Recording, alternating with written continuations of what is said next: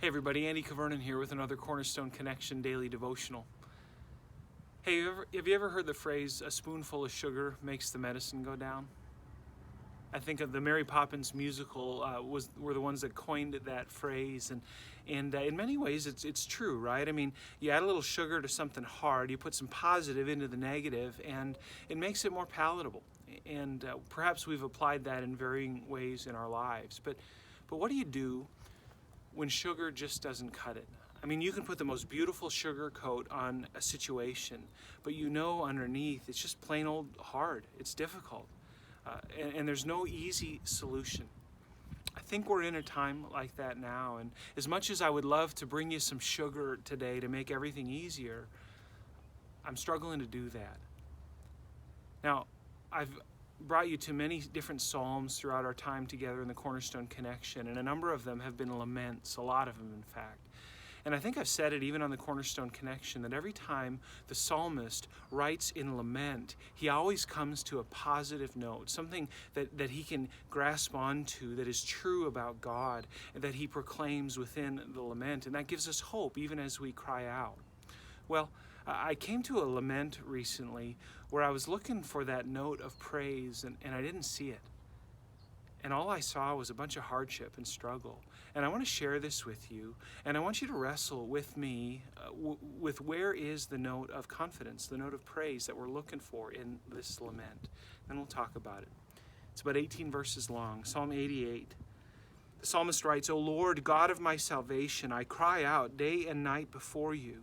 Let my prayer come before you. Incline your ear to my cry. For my soul is full of troubles, and my life draws near to Sheol.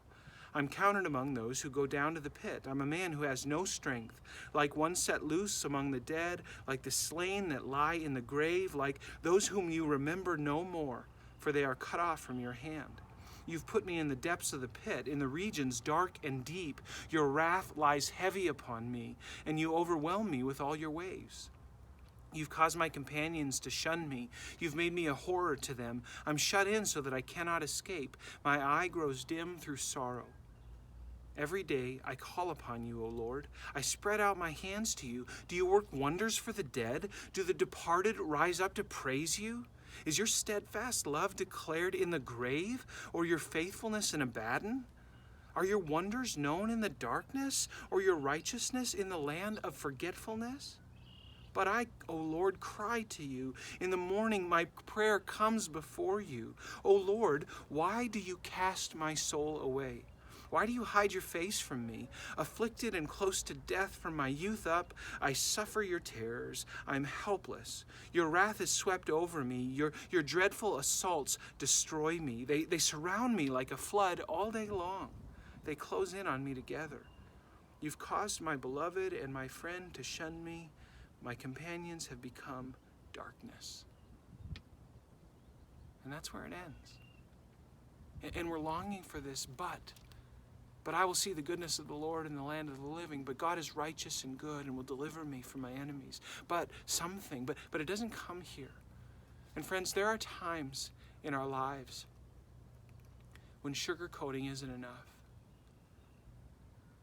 And where we need to give voice to that which we're struggling with. And what I find beautiful about this psalm is there is hope implicit. It may not be explicit through the language, but it's implicit in the text, because what is the psalmist doing with his angst?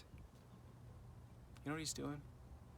He's bringing it to the Lord. He's crying out, "God, I need you to intervene here." And in that, there is an implicit trust in the only one who can deliver. And I love that. I love that there's no sugar here. There's no pretending. There's just honesty before God. And God can hear it. And in that, God is honored, because God is the source. God is the one to whom the psalmist writes. He says, "But I, O Lord, cry to you. In the morning my prayer comes before you." Friends, I'd love to put some sugar on all that's happening today. I don't have it. I know God's going to be good, and we can recite all the truths and the promises, and they're rich and they're good, and I believe them 100%. But sometimes sugarcoating isn't the right answer.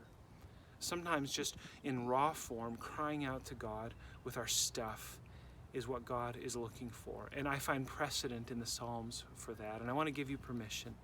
Cry out to the Lord with what you're struggling with. He's there. And you will see the goodness of the Lord in the land of the living. It may take a while for you to fully realize it, but God is there. He's listening. Let's cry out to him.